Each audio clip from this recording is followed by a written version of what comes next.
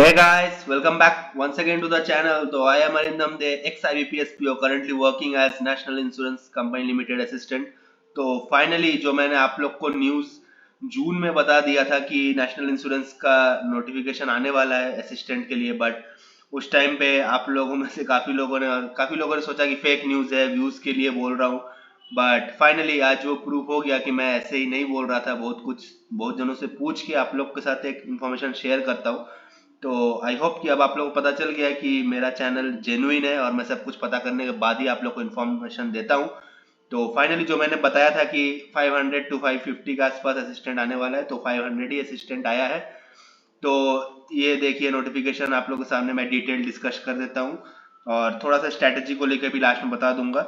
ये national insurance company limited एक leading public sector general insurance company है। Recruitment of assistant class 3 cadre में, assistant आपका class 3 cadre में अलॉटमेंट होगा। ठीक है, यहाँ पे ऑनलाइन रजिस्ट्रेशन की अगर आप बात करें तो 18 जुलाई से स्टार्ट हो जाएगी इसकी रजिस्ट्रेशन। ठीक है, और 7 अगस्त तक लास्ट डेट है इसका, चलेगा नोटिफिकेशन।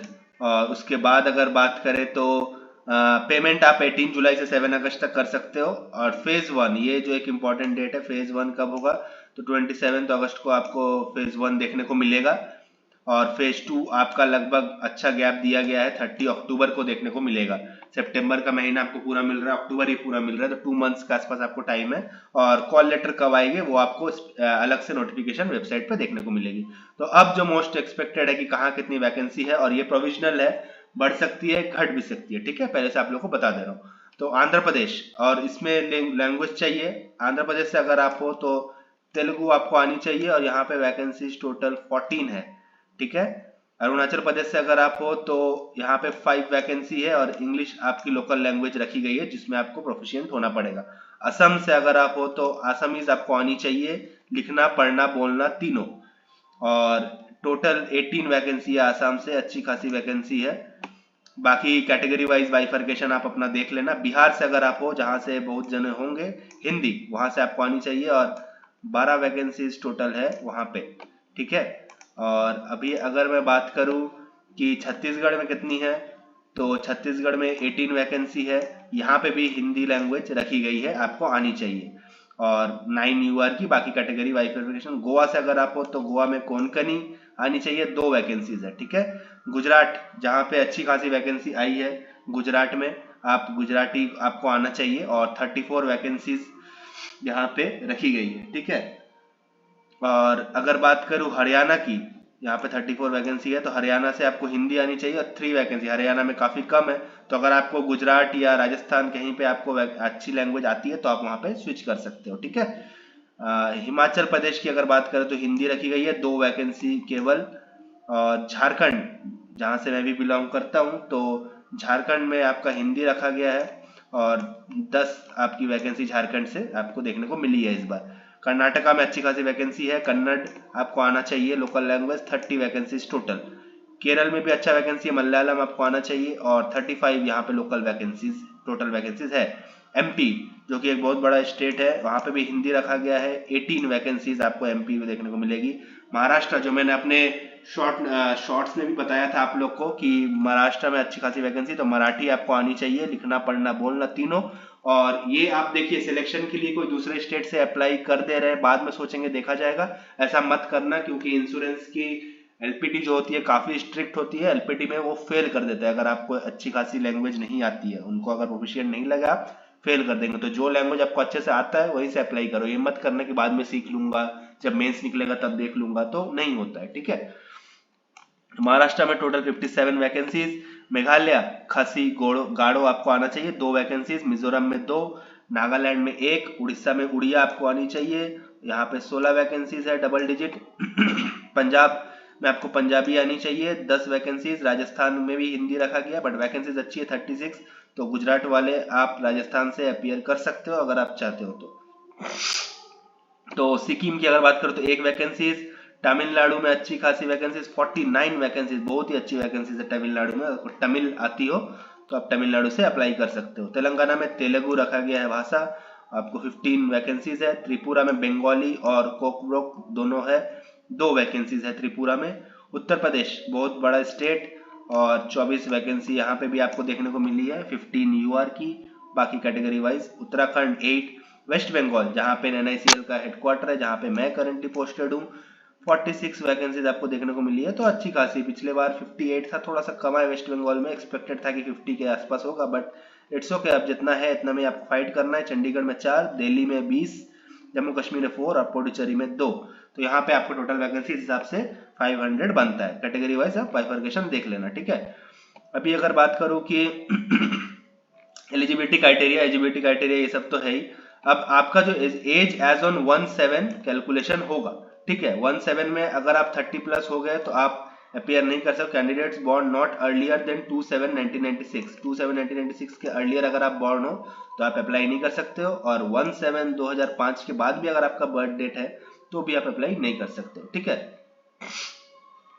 तो ये है एलिजिबिलिटी क्राइटेरिया, और कैटेगरी वाइज आपको बाइफर्केशन मिलेगा। अगर आप एग्जिस्टिंग एम्प्लॉय हो, नेशनल में सब स्टाफ हो या कुछ हो, तो आपको भी 5 इयर्स का रिलैक्सेशन मिलेगा, ठीक है। तो एजुकेशन क्वालिफिकेशन भी 1 जुलाई तक आपका ग्रेजुएशन कंप्लीट हो जाना चाहिए। Candidate should possess certificate in proof of passing as on 1/7 के आपका हो जाना चाहिए, ठीक है। Date of passing eligibility will be the date of appearing on the marksheet. Marksheet में जो आपका डेट रहेगा, डेट 1/7 के पहले आपका होना चाहिए। यहाँ पे देखिए, knowledge of reading, writing and speaking of regional language test for which a candidate wishes to apply is essential. ये आपको होना ही पड़ेगा। RLT टेस्ट, ये आपको आता है कि नहीं? RLT टेस्ट होगा आपका। RLT test will be conducted before final selection. Final selection के पहले RLT होगा, ठीक है। Candidates not found to proficient in RLT will be disqualified. जो मैं आपको बोल रहा हूँ कि यहाँ पे RLT काफी स्ट्रिक्ट होता है, आपको डिस्क्वालीफाई कर देंगे। तो आपका मेंस और प्री मेंस इतना आपने मेहनत करके क्वालिफाई करोगे, सब बेकार हो जाएगा। इसीलिए जो लैंग्वेज आपको आता है उसी स्टेट से आप अप्लाई करो, ठीक है। ये सब आपको अलग अलग PWBD के क्या क्या वैकेंसीज है ये सब आप लोग को दिया गया है। EWS का क्या क्राइटेरिया है? फेज 1, यहाँ पे आपका सिलेक्शन प्रोसीजर जो हमारे टाइम पे था वही रखा गया है इस बार भी। इंग्लिश, रीजनिंग और क्वांट 3 सेक्शन आएंगे, 30 क्वेश्चन इसके, ठीक है। 30 मार्क्स, 35 क्वेश्चन इसके, 35 मार्क्स, 35 क्वेश्चन इसके, 35 मार्क्स, ठीक है। टोटल 100 मार्क्स के 60 मिनट आपको समय मिलेगा, और 100 क्वेश्चन 100 मार्क्स, ठीक है। Candidates qualify in section securing passing marks decide by the candidate state wise. आपको अप्रोक्सीमेटली 15 देखिए यहाँ पे बोल दिया गया, approximately 15 times the number of vacancy subject to availability. एक सीट के पीछे 15 जनों को मेंस के लिए बुलाया जाएगा, ठीक है। मेंस एग्जाम का पैटर्न क्या रहेगा? तो यहाँ पे reasoning, English, quants, general awareness, computer, 5 subject आपके रहेंगे। पांचों में 40 क्वेश्चन और 40 marks, total 200 question 200 marks, simple, ठीक है। यहाँ पे टाइम में थोड़ा फर्क है, देखिए रीजनिंग में आपको 30 मिनट्स मिलेंगे, इंग्लिश में भी आपको 30 मिनट्स मिलेंगे, न्यूमेरिकल में 30 मिनट्स, बट जनरल अवेयरनेस में आपको 15 मिनट्स मिलेंगे, और कंप्यूटर में आपको 15 मिनट्स, ठीक है। क्योंकि यहाँ पे कुछ सॉल्व करने वाला सीन है नहीं, तो इसीलिए आपको कम समय मिलेंगे। बट यहाँ पे आप देखो 30 मिनट्स आपको रीजनिंग और क्वांट्स में मिल रहे हैं 40 क्वेश्चन के लिए, तो समय कम है, मतलब मेंस उतना हार्ड आपका नहीं होगा, इजी लेवल पे ही रहेगा, ठीक है। यहाँ पे आपका कैसे कैसे क्या होगा सब डिटेल्स में दिया हुआ है, ठीक है। बायोमेट्रिक डेटा आपका कैप्चर होगा। रीजनल लैंग्वेज टेस्ट आपका क्वालिफाइंग इन नेचर, इसमें कोई स्कोर आपको नहीं मिलेगा, बट आपको क्वालिफाई करना पड़ेगा फॉर द फाइनल सिलेक्शन, ठीक है। शॉर्टलिस्टेड मेन एग्जाम में जिसका सिलेक्शन होगा उनको रीजनल लैंग्वेज टेस्ट के लिए बुलाया जाएगा, फिर रीजनल लैंग्वेज टेस्ट आपका होगा।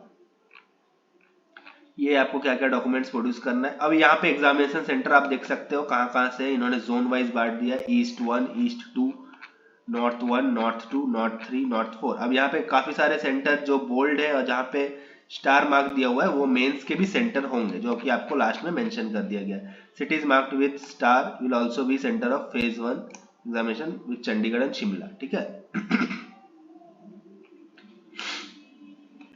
यहाँ पे देखिए 7 पॉइंट, एक अच्छा पॉइंट है, sufficient number of candidates does not opt for particular centre, मतलब एक सेंटर में अगर ज्यादा कैंडिडेट नहीं मिला तो वो उस सेंटर को चेंज करके अलग सेंटर भी आपको अलॉट कर सकते हैं, ठीक है। यहाँ पे सब कुछ दिया गया है। Choice of centre candidates will appear examination centre national, ठीक है, यहाँ पे दिया गया है। यहाँ पे एक चीज मुझे नहीं दिखा कि अगर आप कहाँ से अपीयर करोगे आपको उसी स्टेट से देना पड़ेगा, ऐसा भी कुछ है। वो आप अच्छे से यहाँ पे आपको देख लेना है, ठीक है। एग्जामिनेशन फी की बात करें तो 850 जनरल EWS जो भी है, SC ST PWBD ex serviceman को छोड़ के सबको 850 फीस लगेगा, ठीक है। हाउ टू अप्लाई ये आपको दे दिया गया, आपको एक हैंड राइटिंग सैंपल आप लोग अपेयर करते हो तो आप लोग पास होगा क्या, सिग्नेचर कैपिटल लेटर्स में मत करिएगा, ठीक है। एप्लीकेशन रजिस्ट्रेशन ये आप लोग को बता दिया गया है यहाँ पे सब कुछ, बाकी आपको ये सब डॉक्यूमेंट वगैरह तो ये सब आप देख लेना। और हमें डाउनलोड ऑफ कॉल लेटर ये आपको वैकेंसी आ जाएगा। अभी प्रोबेशन पीरियड देखिए, प्रोबेशन पीरियड है newly appointed probation period of 6 months, 6 month जो आप प्रोबेशन पीरियड्स में रहेंगे, ठीक है। और उसमें अगर आप छोड़ते हो तो आपको 25,000 टुवर्ड्स कॉस्ट ऑफ ट्रेनिंग, और आपको जो भी आपने resign during the probationary periods service liable to pay the amount equivalent to salary received by them during the entire service in the company। जितने भी महीने का आपने सैलरी लिया ग्रॉस सैलरी आपको रिटर्न करना पड़ेगा, प्लस 25,000 ट्रेनिंग का कॉस्ट अगर आपने प्रोबेशन पीरियड में जॉब छोड़ दिया। अब यहाँ पे स्केल ऑफ पे जो है 36,290 आपकी बेसिक होगी, और टोटल ग्रॉस आपका 53,000 per month in metro city. Short notice में 63 आया था, वो थोड़ा सा मिस्टेक था। 53,000 होगा आपका इनिशियल स्टेज पे ग्रॉस सैलरी मेट्रो सिटी में अगर आपकी पोस्टिंग होती है। और भी आपको डिफरेंट अलाउंस मिलेंगे, जैसे लमसम डोमिसाइली मेडिकल बेनिफिट आपको एक बार मिलेगा साल में, ग्रुप मेडिकल पॉलिसी मिलेगा, रिइंबर्स हॉस्पिटल, लीव ट्रैवल सब्सिडी घूमने के लिए, स्टाफ की और भी बहुत सारे वेलफेयर स्कीम्स है, उसमें आप सबको आपको फैसिलिटी और पर्क्स आपको मिलेंगे, ठीक है। और ये बाकी आई होप कि आप सब कुछ आप लोग को मैंने शेयर कर दिया यहाँ पे, और ज़्यादा कुछ है नहीं इस नोटिफिकेशन में, जो भी है नीचे आपका फॉर्मेट वगैरह ये सब दिया हुआ है regarding medical and all this. तो यही है मोटा मोटा नोटिफिकेशन आपका, हर जगह पे कितना वैकेंसीज आए हैं, डेट्स आप इम्पोर्टेंट मार्क कर लो। और रिगार्डिंग प्रिपरेशन, कैसे प्रिपरेशन करना है, strategy, as I have already clear this exam, तो मैं आपको कल ही एक डिटेल्ड वीडियो बनाऊंगा रिगार्डिंग प्रीलिम्स के प्रिपरेशन और मेंस के प्रिपरेशन, कहाँ से मैंने प्रिपरेशन किया था, कहाँ से आपको करना चाहिए रिगार्डिंग दिस। मैं आप लोग को कल ही एक वीडियो डिटेल में डालूंगा, वो आपको देख के डिटेल में आइडिया लगेगा। और अभी 10:30 मैं लाइव आने वाला हूँ, आपके जो भी लाइव डाउट्स हैं वो मैं आपके सामने क्लियर करूंगा। तो अगर आप नए हो चैनल में, आपको ये इन्फॉर्मेशन रेलिवेंट लगी, ये नोटिफिकेशन मैंने बहुत पहले बता दिया था, तो अब फाइनली आ चुका है, तो आपको अगर सही लगा मेरा नोटिफिकेशन का वीडियो और मैंने इन्फॉर्मेशन, तो आप इस चैनल को लाइक करना, सब्सक्राइब करना, और कुछ भी डाउट्स रहे तो आप कमेंट करना, मैं डेफिनेटली ट्राई करता हूँ सबके रिप्लाई करने का। और सब मिलते हैं 10:30 बजे लाइव, आपके कुछ डाउट्स है तो आप लाइव मुझसे पूछ सकते हो, ठीक है। और कल मैं डिटेल स्ट्रेटेजी वाला वीडियो अपलोड कर दूंगा, तो ठीक है गाइस, मिलता हूँ नेक्स्ट वीडियो में, तब तक के लिए bye bye, take care and prepare hard to get this job, thank you.